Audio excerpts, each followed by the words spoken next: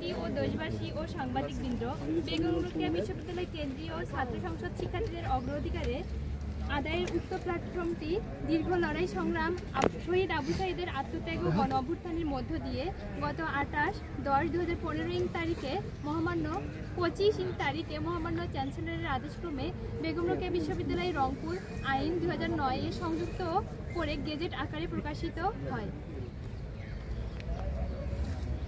ইতিপূর্বে বিশ্ববিদ্যালয়ে প্রতিষ্ঠিত ছিল যে গেজেট পাওয়া মাত্র 30 অক্টোবরের মধ্যে নির্বাচন দেওয়া হবে, কিন্তু গেজেট প্রকাশের কালক্ষেপণ হওয়ায় তা পিছিয়ে যায়। পরবর্তীতে 28/10/2025 তারিখে গেজেট পাওয়ার পর শিক্ষার্থীদের দাবি হয়ে ওঠে দ্রুত নির্বাচন আয়োজনে।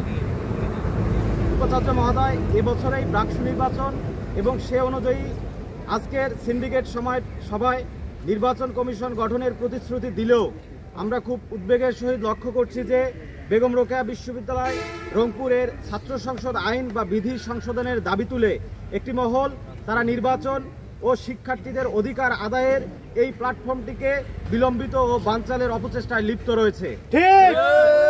আমরা বিশ্বাস করি আইনটি শতভাগ স্বয়ংসম্পূর্ণ নয়, কিন্তু কিছু জায়গায় তা সংশোধনীর প্রয়োজন রয়েছে বটে, তবে তা নির্বাচন আয়োজনের অন্তরায় নয় বা ব্রাকসু প্রতিষ্ঠার পর পরবর্তীতে তা সংশোধনযোগ্য। সুতরাং অনতিবিলম্বে নির্বাচন কমিশন গঠন ও তফসিল ঘোষণা করে আগামী 1 মাসের মধ্যে ব্রাকসু নির্বাচন সম্পন্ন করে ব্রাকসুর অগ্রযাত্রাকে ত্বরান্বিত করা হোক। যদি তা না করা হয় তবে শিক্ষার্থীদের অধিকার তারা ছিনিয়ে নিতে কখনোই পিছু পা হবে না।